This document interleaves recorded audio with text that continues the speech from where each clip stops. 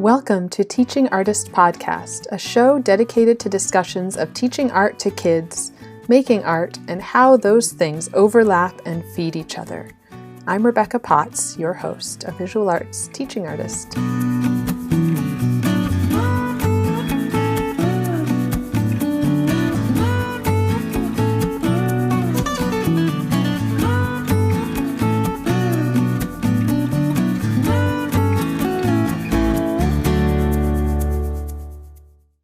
Hello, wonderful people. I have just a few more episodes to share this year before taking a bit of a break. It has been such a whirlwind summer and fall, and I just need some time to regroup, to think through what's next, and record some more conversations. I would also love to hear from you. Is there someone you'd love to hear on the show? Or maybe a topic you feel is missing? You can reach out via email, teachingartistpodcast@gmail.com, or DM me on Instagram at teachingartistpodcast, and share your recommendations and ideas. Cynthia Hauk shared her experience teaching mindful art workshops, including trainings for teachers and parents around bringing these practices into our teaching. I was so grateful that she also shared a specific exercise that can be done with no materials or extended to create incredible works of art. We talked about somatic work and what that means, as well as overcoming the shame story many of us have around creativity. Cynthia also shared some of her favorite books, which I'll link to in the blog post. She talked about fitting in art making while juggling so many other parts of life, including true self-care. I loved the imagery of filling your cup in order for it to overflow and pour out into the world. Cynthia Hauk is an interdisciplinary artist and mindful art teacher trainer. Currently, her online offerings have reached students globally in 45 countries. Her Mindful Art for Kids teacher training and group coaching program empowers artists, parents, and teachers with tools to teach calming, mindful art activities to children aged approximately 3 to 12 years old. You can access free resources and learn more on her website, which is mindfulcreativemuse.com. Although Cynthia has experimented with many different art media ranging from illustration to sculpture, her passion resides with mixed media, abstract oil and acrylic painting, watercolor and ink drawing, gel and Polaroid emulsion transfers, and digital photography. She has exhibited her work throughout the United States, as well as internationally while studying abroad in Florence, Italy, in a post-baccalaureate program in studio arts before earning her MFA from Lesley University College of Art and Design. Her body of work, titled Il Progetto di Graffito, translated from Italian meaning the Graffiti Project, incorporates unique and complex layers of abstract and fragmented imagery as she explores the ephemeral beauty found in decay. Her work investigates contemporary issues such as modern ruins, graffiti, urban decay, and dystopian American societies.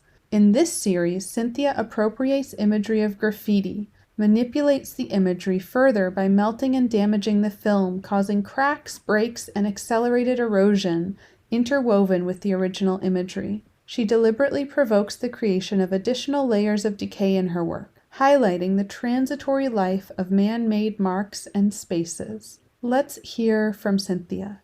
I am speaking with Cynthia Hauk, and I'm excited to have you. Thank you, Cynthia. Yeah, thanks for having me, Rebecca. Yeah.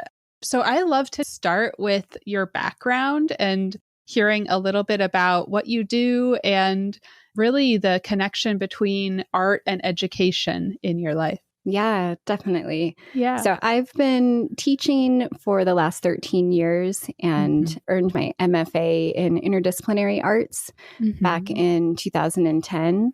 I feel like I hear many people say this, but I feel like I've been an artist my whole life.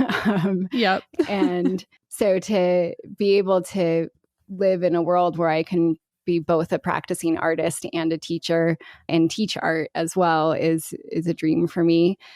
I also have a lot of other certifications in the expressive arts, in mindfulness and yoga, and I tend to combine a lot of different mindful activities with art activities. So I'm really passionate around and curious around what that can do for people and the benefits of that. Mm-hmm. And how did you get into yoga and mindfulness alongside art? Was that also something you were doing for a long time? Yeah, that's an interesting question. I see it as two separate paths initially. I started taking yoga and mindfulness and meditation classes in college in my early 20s when I was pursuing my psychology and art degree, largely for my own mental health, just to ease some anxiety and stress. And I did that practice of yoga and mindfulness for, I don't know, maybe 10 years or so before I really started pursuing certifications and becoming a teacher. And I stumbled across one teacher who happened to combine art and yoga together. And some light bulbs went off for me in that moment. And then I realized that I didn't have to keep them separate. And I started doing a lot of other research and then other trainings around how we can combine mindfulness and art or yoga and art together. And I think that in a lot of ways, they tend to marry really naturally. I find just chatting with other artists and teachers that teach art that many people speak about the fact that they feel like they get into a meditative state when they're creating or that the practice feels mindful. I don't think that's always true. Sometimes. Right.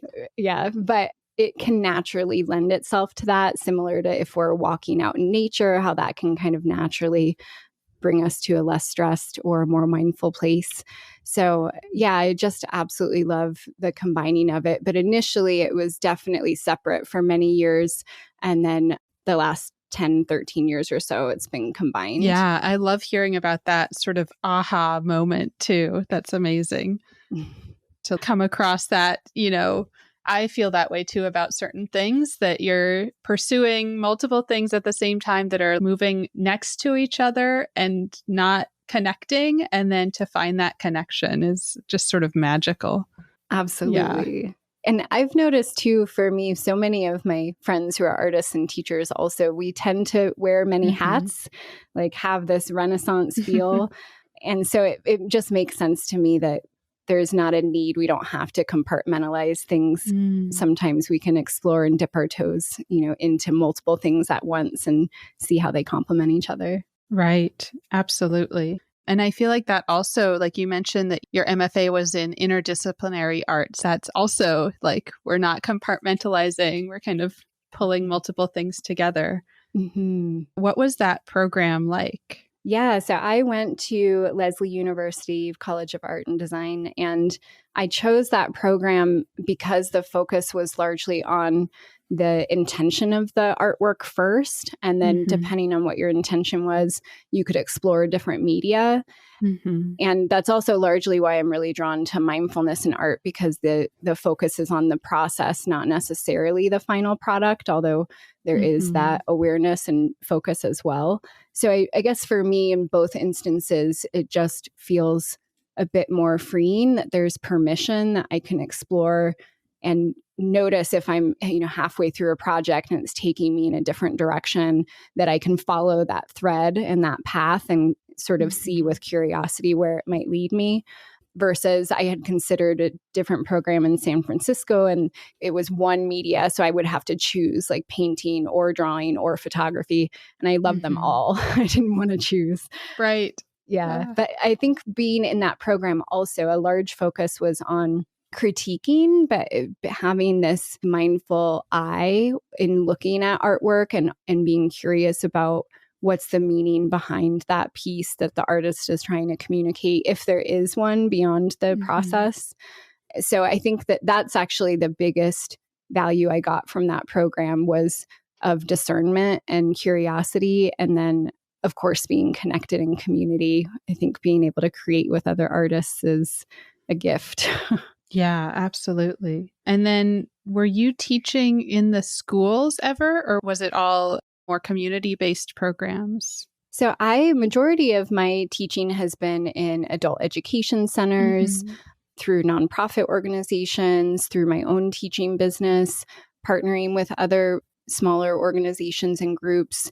So I've never taught directly in the school system. I did some work with a nonprofit that worked with at-risk youth that were in K through 12 that were court ordered to do some art programs. So I've dipped my toes in that way as well, but I'm not certified to teach specifically through K through 12 in the States. Right. Yeah. But then you are offering a teacher training that I was looking at and looked really interesting. I'd love to hear more about that program. Yeah, absolutely. So I've been teaching the mindfulness and art activities for many years. Originally, it was to adults. And then I had a lot of my students come to me that were either teachers or parents themselves. And they were saying how they were sharing the practices with their kids and how they were noticing how these mindful art activities were helping their kiddos to calm down or be more focused or helping them with emotional regulation. And so I had a student a year or two ago that just had a really big shift, like profound impact on me, where she was doing this meditative watercolor doodling practice I teach. And her 7-year-old son saw her do that practice, and he had been struggling with a lot of like tantrums and anxiety, and they had tried other things. And so she explained what she was doing, and she said for that next week solid, he kept going up to his bedroom and was doing it, and how she noticed how quickly it had a big calming effect for him, and that he was so excited that he had something that he could go to and do, and it was sort of his own. So that when she shared it to me actually through a Facebook comment in an online retreat I was doing, and I had like goosebumps and chills and I was tearing up. And I've just always had people say to me, oh, you must work with kids. You need to work with kids. And that was it. That was like the shift. Long story short, the last year or so, I was developing mindful art for kids teacher training. And that's largely for teachers of K through 12, as well as parents that want to share these mindful art activities with kiddos, usually between the ages of 3 and 12. And so there's a lot of other research in there as well. So it's trauma informed, and it includes a lot around how to integrate that in the school system. There's just that I did through other research, but there's specific steps on how to include that in your lesson plans, even if it's, 10 minutes for your practice with your kiddos. Yeah, that sounds incredible. And do you feel like that would be useful for art teachers as well as classroom teachers, parents, even, I'm thinking of like homeschool parents as well? Yeah, definitely. I would say most of my students that I've had so far have been K through 12 teachers of multiple different subjects, primarily that are art teachers, but across the board. And I think especially with the pandemic this previous year and with people transitioning to more online teaching or at home teaching. That's why I also included a few sections for parents or for homeschoolers, as you're mentioning, because I think that these practices can be done there. You don't need special training outside of it. It really works for so many different people. I think the main interest is there a curiosity around being more present without the judgment? And for kiddos, how can we support them to explore things now, whether that's if they're making a piece of artwork or if they're working on another subject and we just want to help support them so they can focus a bit better. I think there's a lot of different benefits to it. Yeah, absolutely. I feel like anytime I have sat down and just kind of played with paint, like I don't have any of the training that you have, but just taking deep breaths and doing almost like guided breathing with students or with my own daughter. It's been so calming for me as well as the students or the kids. Absolutely. Yeah, breath work I think is so powerful and really simple. And with children especially, I find that there can be fun ways that we can explore breath work, like through our hands or drawing with our hands or having a little teddy bear that we can have join us in breathing. There's lots of fun ways, like using bubbles, things that Ooh. kids are already enjoying in their life, but now we can just kind of thread in that breath or mindfulness practice. And I just find it's so natural for kids. Yeah. And I love hearing that, like, I'm imagining the bubbles coming in. My daughter would love that. Yes. And then I'm curious if you'd be willing to share maybe just a tiny little tidbit from that training. I don't know if you have a tip that you might share, or maybe like one of the practices that you go through. Yeah, definitely. Let me think. There's so many different ones. Yeah, I know. I'm looking at the, everything included. It's a lot. Yeah. I'll share one that, because it's really simple, Mhm. just with verbal instruction without having to show any materials. Right. I call it, or it's referred to as star breathing or star breath, since we were just talking about breath practices. Mhm. This is something that you can do for yourself. You can share with your kids in your life, and you can do it without any supplies, or you can also just use, if you have construction paper and a crayon or pen and paper, whatever you have. But if you're working without anything, you can just use your hand, or you can work with the child with their hand. And so all we would be doing as an example first is we're going to be inhaling and focusing on each finger. So I would use my one hand just to kind of trace the fingers on the other hand. And so I would start at the base of my thumb and inhaling, moving my hand up towards the top of the tip of my thumb, and then exhaling, moving my hand down the thumb. And then I would repeat that, inhaling, moving my hand up towards the tip of my first finger, and exhaling, moving down that finger. Inhaling, moving up to the tip of the third finger, and exhaling, moving down that finger towards the center. And you would continue through. The nice part that I really like when you work with kids is that you can have them place their hand on a piece of paper, and using a crayon or something, depending on the age of the child, you can either have them trace or you can trace for them.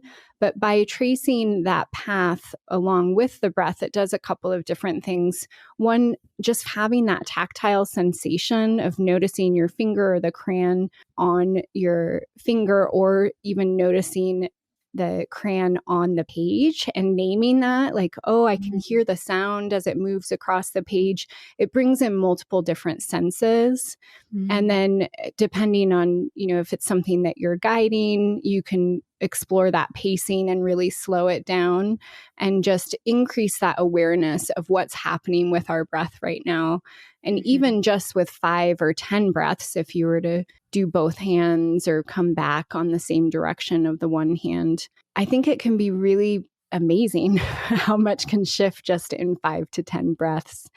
And then you can also, if you have that image of the hand, there's other exercises that you can do with them to then fill in that hand and do an art activity. So that's one that is really nice, because you can do it anywhere if you're a parent as well, and you're just kind of out and about.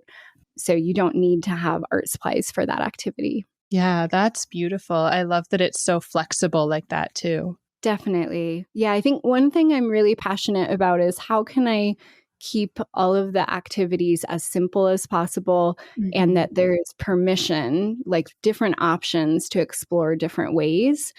Just because I think that, at least I don't know about other people, when I was growing up and I was in art classes, that it was, I remember actually I have this memory where I was told by one of my art teachers they were drawing a heart, and I was a couple of minutes late to class. So I drew a heart, but they were drawing the physical heart in the body.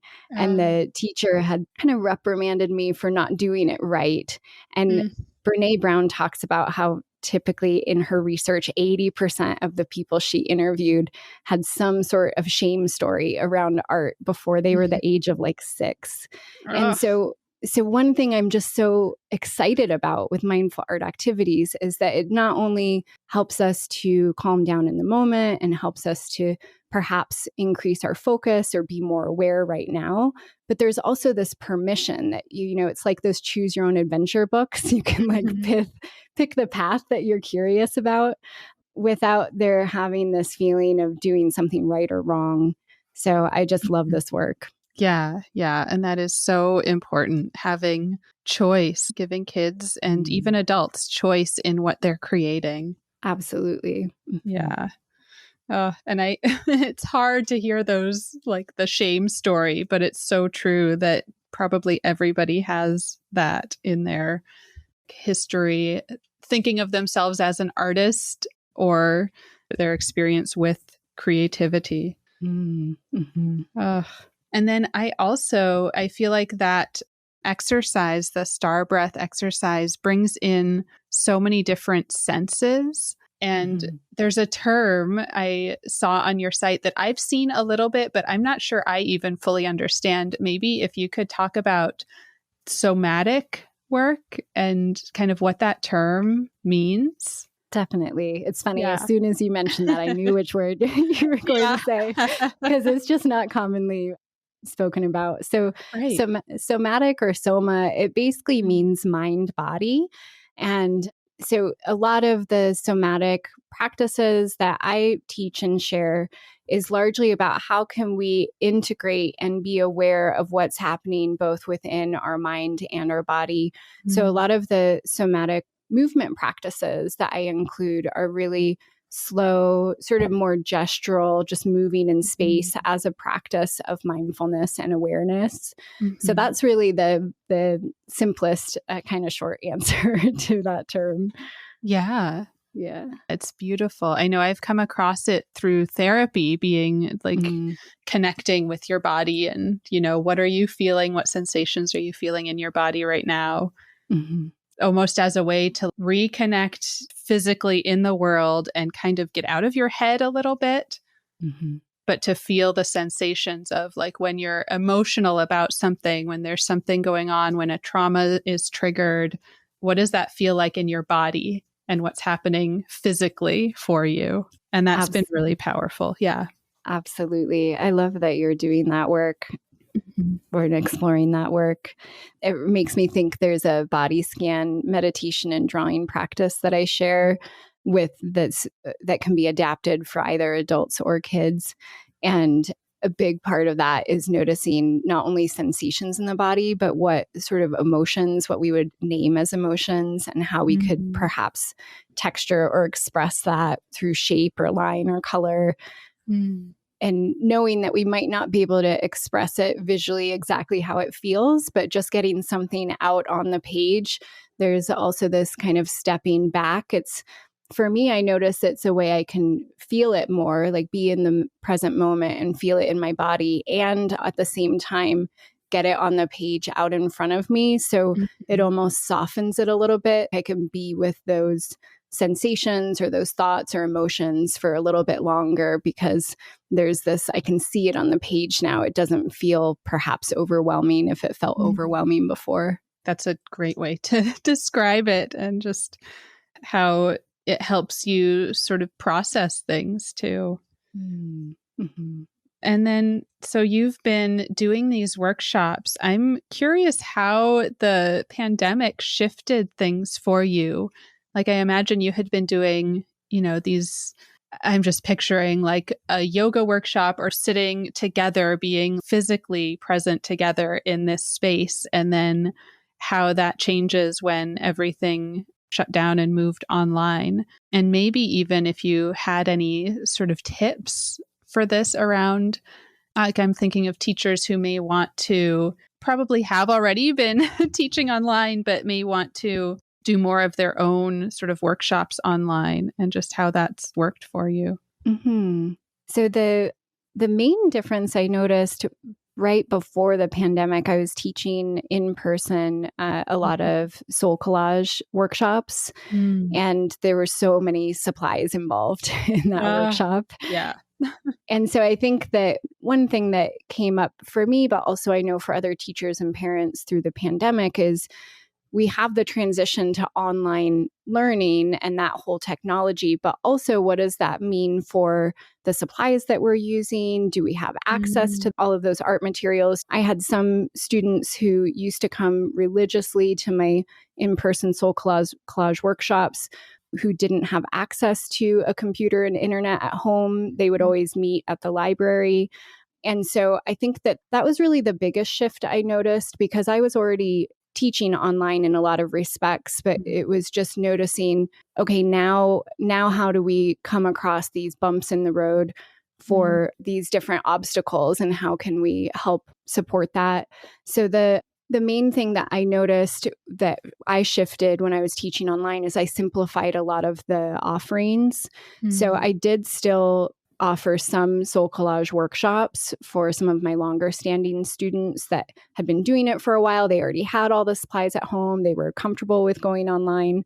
But I really started offering more mindful art workshops that were, you could show up if you just had a piece of paper and a pen. And if that's all you had for visual art supplies, that's perfect. And we could explore that. And maybe if you had other things, we could incorporate that as well, just to reduce that barrier.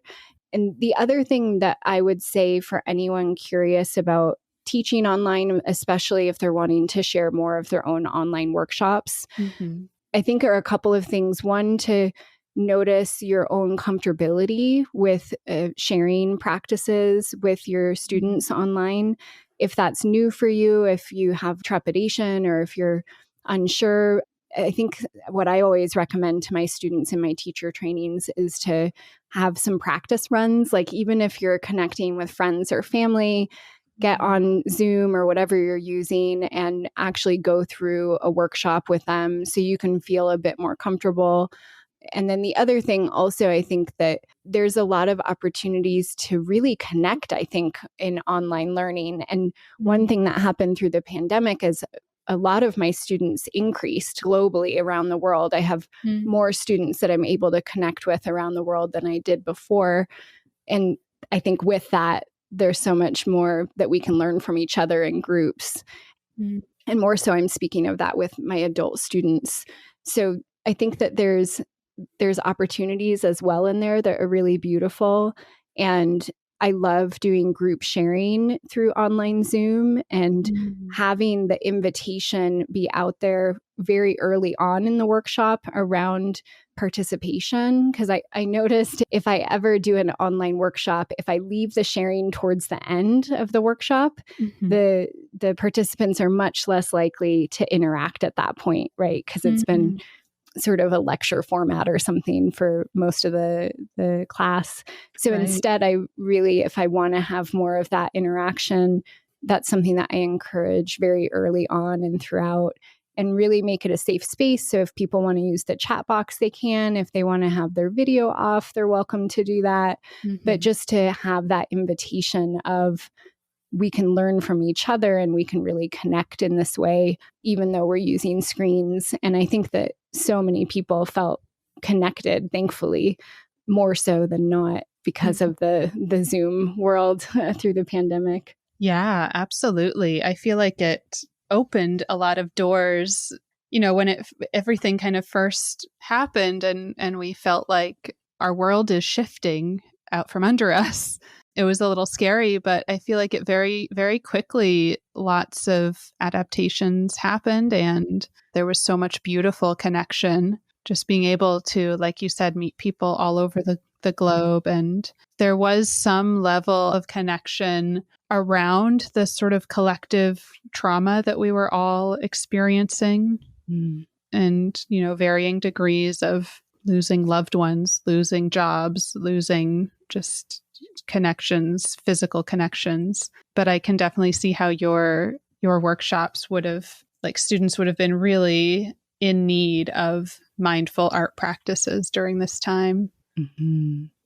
I know for me that these practices, as well as cuddling with my cat, were two huge lifesavers over the last year. And I've had a large amount of my students, when we're in classes or in other, they'll comment and send me messages, just share how relieving it's been to have something that they can rely on and know that they can go back to, and know that even if it's just 5 minutes, that they can feel a bit less stressed and be able to express themselves. So yeah, I'm so grateful for this kind of work in the world and other people that are contributing and serving in their own ways as well.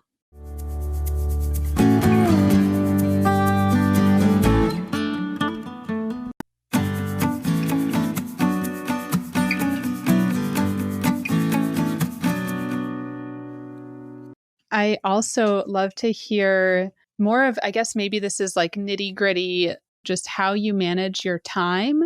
So if you're still making your own artwork and all the other things going on in your life, maybe you could share like a week in the life or a day in the life. How do you fit in teaching and, running an online business and still having your own practices, your own art making, your own yoga practice, all of that? Yeah, definitely. So I have always been a list person throughout my life. And that also translates to being a calendar person.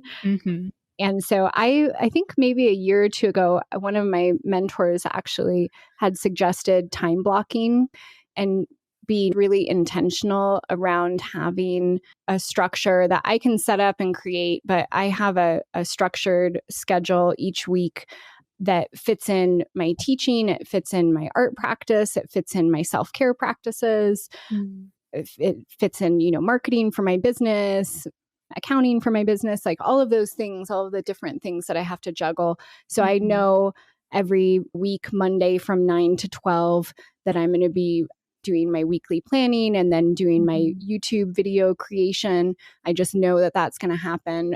And I give myself permission as well if I need to make any adjustments, because life happens. But one thing that I think that I really appreciate about that is it almost takes a bit of the mental strain out of it. Like I don't show up in that time frame or to my computer or to my art studio desk and question, like, what am I doing now for the next hour or two? I might have questions along the way, like how do I problem solve this, or what materials do I want to work with next? But I know that I have that space in that time to focus on that particular task. And that's helpful for me when I don't feel like doing it. Because I notice if I sit down and I start, usually after about 5 to 10 minutes, whatever task I'm working on, I tend to, it's similar to going to the gym. If I don't feel like going to the gym, once I'm there, then I enjoy it. Or afterwards, then I feel better. It's the getting started sometimes that can feel overwhelming. And I notice this with my students, especially those who have their own business that are trying to teach online or that are teaching online, is that there's so many different moving parts that there can be that overwhelm. And we can go into analysis paralysis and kind of freeze up and then not make progress. And so, yeah, I use time blocking.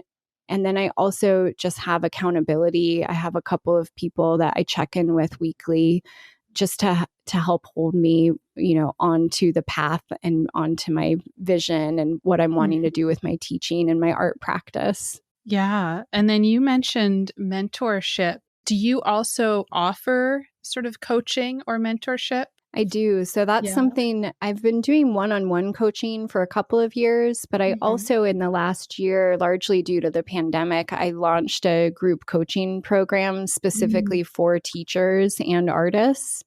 And so it weaves in different things around setting intentions and goals, but also accountability. There's some training and tools. And then we also have calls where we just come on the call and create together.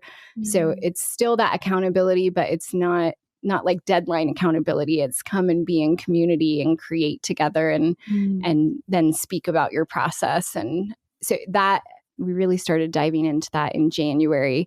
And that is probably the light of the work that I'm doing right now, like the thing that lights me up the most that I'm really excited about. Yeah, that sounds incredible. Do you feel like participating in coaching and having your own sort of mentors and coaches helped push you to also start offering that? Yeah, I think it probably did two things. It really highlighted and pointed out the need that that I have and that I see many other artists and teachers Mm-hmm. around. It's hard to create on an island sometimes. And I think Mm-hmm. as an artist, that can happen, especially I think when you're creating during the times of, a pandemic. So I think it just really highlighted that need that I think is a very human need, and why I've met so many people that share in that need as well. And then also I think it probably showed me what really resonates with me. What have I found that's worked over the years? What maybe are some things that have worked better. And so I'm sure it informed how I show up and how I facilitate and hold space for the group. And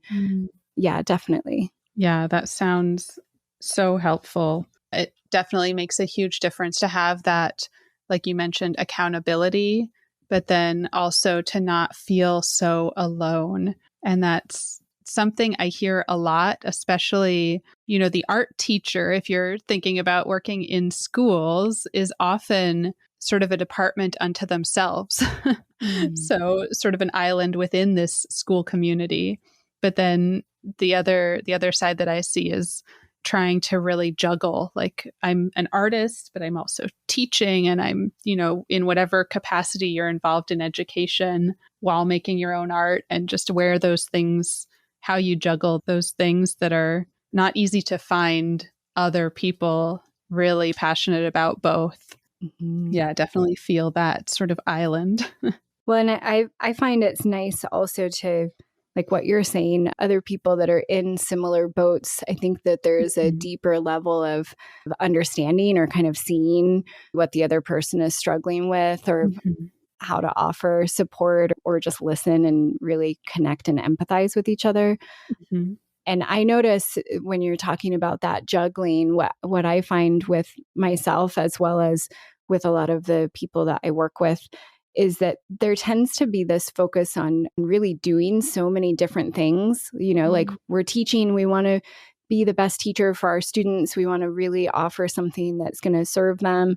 We want to put our heart into our artwork. We want to show up for our friends and our family, and there's this like being pulled in so many different directions. And sometimes a big focus actually in the group is highlighting that and also saying, yes, and what about your self-care? Or what about like what is really serving your own heart and supporting you, and how are you nurturing your own well and refilling that?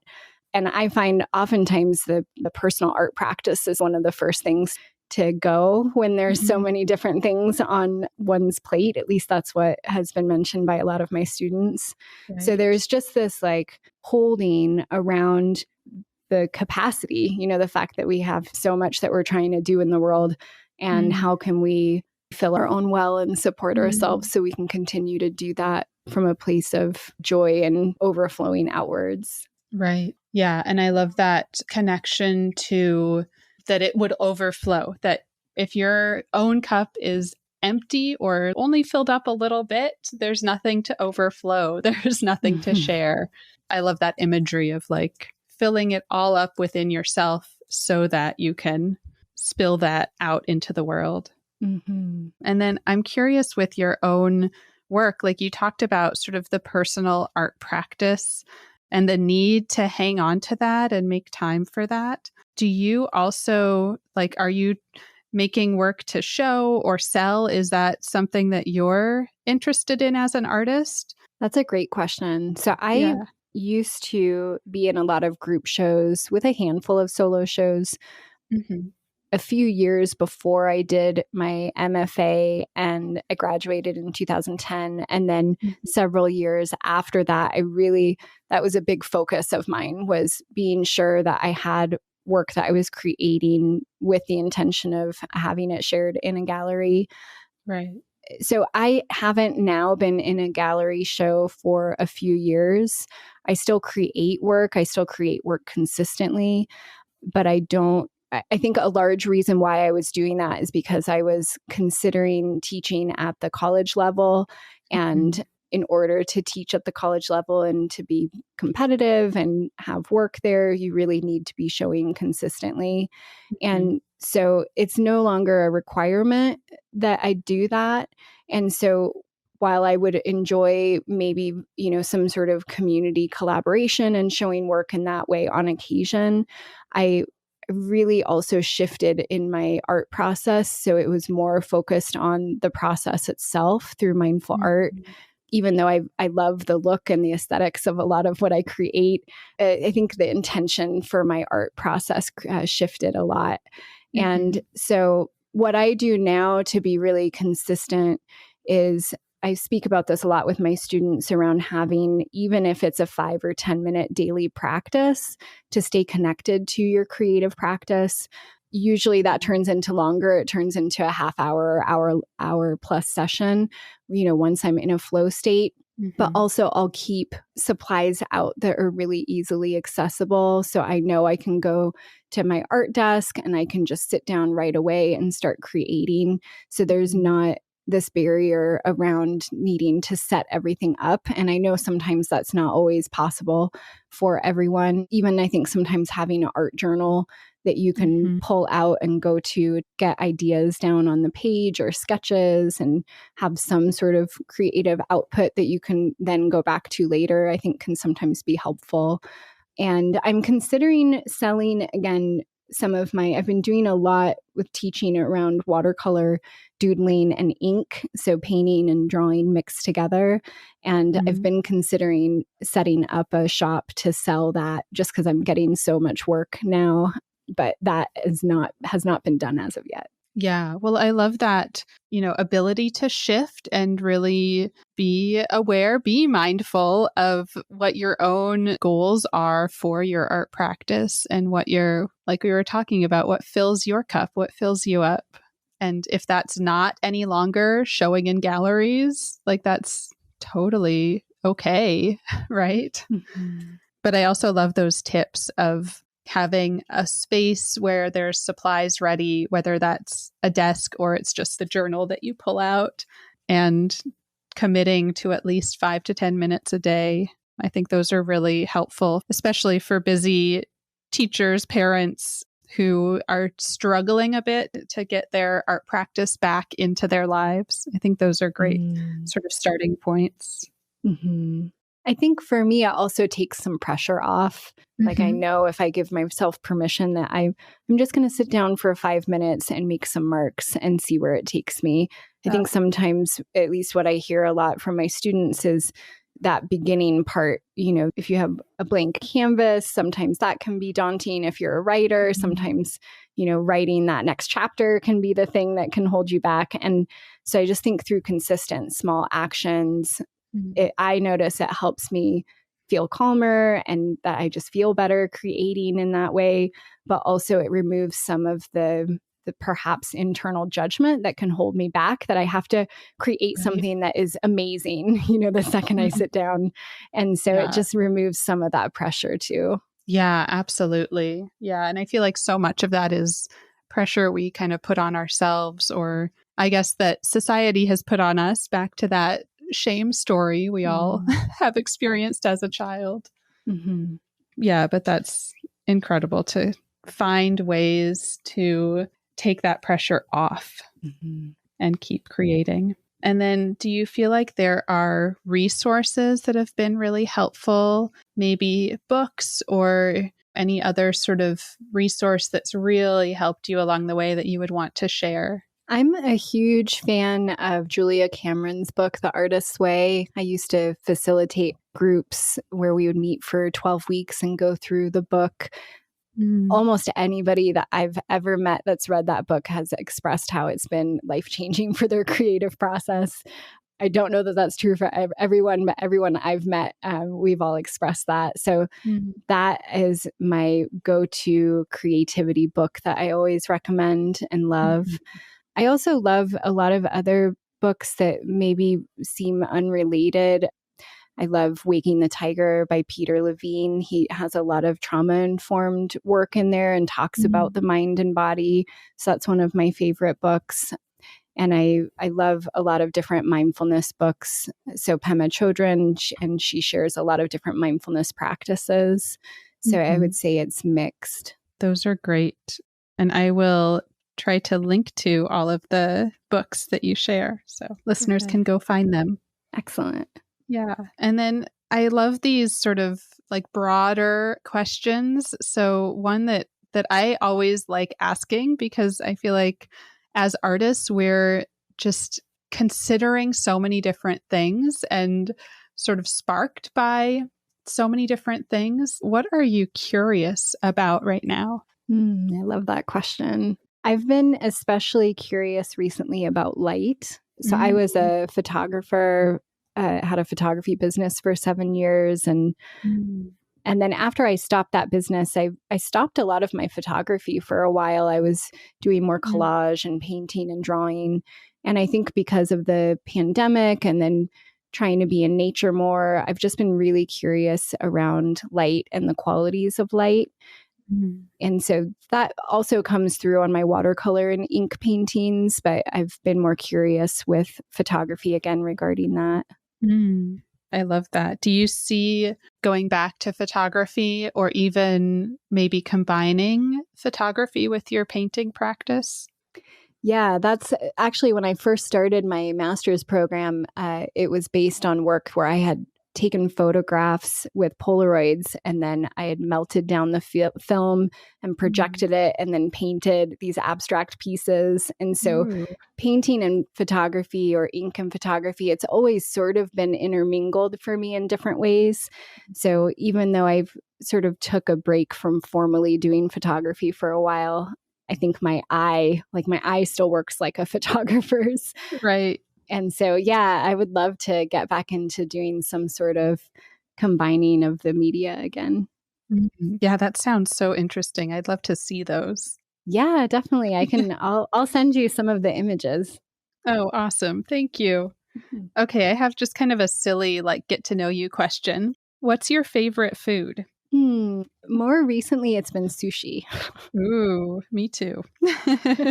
Yeah, that's usually my go-to. I'm like, I need that salmon avocado. I know it's like the most basic roll, but that's what I love.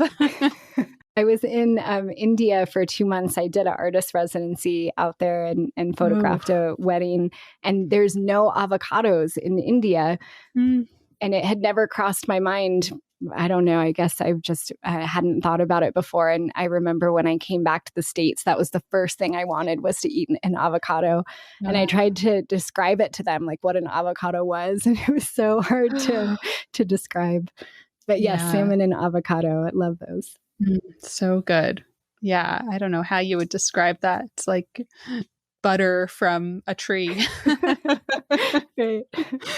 Then I also love to give some space for you to give a thank you or a shout out to anyone who's helped along the way. Yeah, definitely. I am in huge gratitude to one of my mentors, George Cow. He's an authentic business Mhm. coach. So I definitely recommend checking him out if anybody is needing more support as well. Mhm. And just huge gratitude for the different things I've learned from my students and people in my life. Beautiful. And then where can listeners connect with you online? Yeah, so the easiest way that I always like to recommend is to check out my YouTube channel, which is under Mindful Creative Muse. I Mhm. share a lot of different mindful art activities and quick 5-minute things you can do and try at home. And then it'll also share other ways you can find me. But my website, mindfulcreativemuse.com, is a great place that has all of my social media links as well. Mhm. And on there too, I have a free workbook that is specifically for parents and teachers wanting to share either Mm. with themselves or kiddos. So that's something with some other resources that are on my website too. Oh, that's amazing. And I will link to all of that so people can easily find you. Thank you. Yeah, thank you so much, Cynthia. This was wonderful. Thank you, Rebecca. I love chatting with you. Yeah.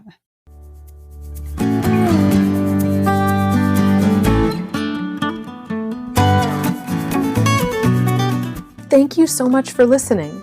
As always, you can reach me at Teaching Artist Podcast on Instagram or teachingartistpodcast@gmail.com.